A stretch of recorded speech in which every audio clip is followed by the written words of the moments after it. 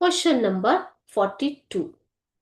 I have agreed to sell my house and land for $1,200 and that is the price. ನಾನು ಒಪ್ಪಿದ್ದೀನಿ. ನಾನು agreed ಅಂತಂದ್ರೆ ಏನು ಮಕ್ಕಳೇ? ಒಪ್ಪಿಗೆ. ಅಗ್ರಿ ಮಾಡಿದ್ದೀನಿ ಯಾವುದಕ್ಕೆ? ನನ್ನ ಮನೆ ಮತ್ತು ಭೂಮಿಯನ್ನ $1,200ಗೆ ಸೇಲ್ ಮಾಡೋದಿಕ್ಕೆ ಒಪ್ಪಿದ್ದೀನಿ. ಅದೇ ಪ್ರೈಸ್ ಅಂತ ಹೇಳ್ತಾರೆ. ಪ್ರೈಸ್ ಅಂದ್ರೆ ಏನು ಮಕ್ಕಳೇ? ಪ್ರೈಸ್ ಅಂದ್ರೆ ರೇಟ್, ದರ. Okay. Who does the word I refer to? I have agreed ಅಂತ ಹೇಳ್ತಾರೆ ಅಲ್ವಾ? ಸೊ ಹಾಗಾದ್ರೆ ಇಲ್ಲಿ ಐ ಅಂದ್ರೆ ಯಾರು? I refers to Don Anselmo. I ಅಂದ್ರೆ ಯಾರು ಇಲ್ಲಿ? Don Anselmo. Who was it said to? ಯಾರಿಗೆ ಹೇಳ್ತಾರೆ ಹಾಗಾದ್ರೆ ಇದನ್ನ, ಈ ಮಾತನ್ನ?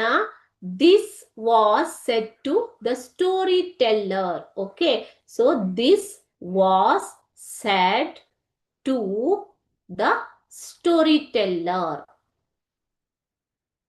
ಯಾರಿಗೆ ಹೇಳ್ತಾ ಇದ್ದಾರೆ?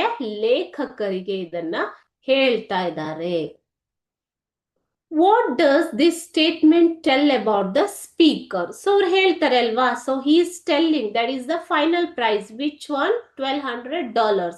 So what does it show about the speaker? What does this statement tell about the speaker?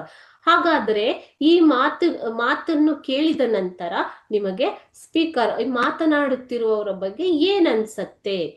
The speaker was not greedy and he was a man of principles. This statement shows that the speaker was not greedy and he was a man of principles. ಹಾಗಾದ್ರೆ ಇದರಿಂದ ಏನ್ ಗೊತ್ತಾಗತ್ತೆ ನಮ್ಗೆ?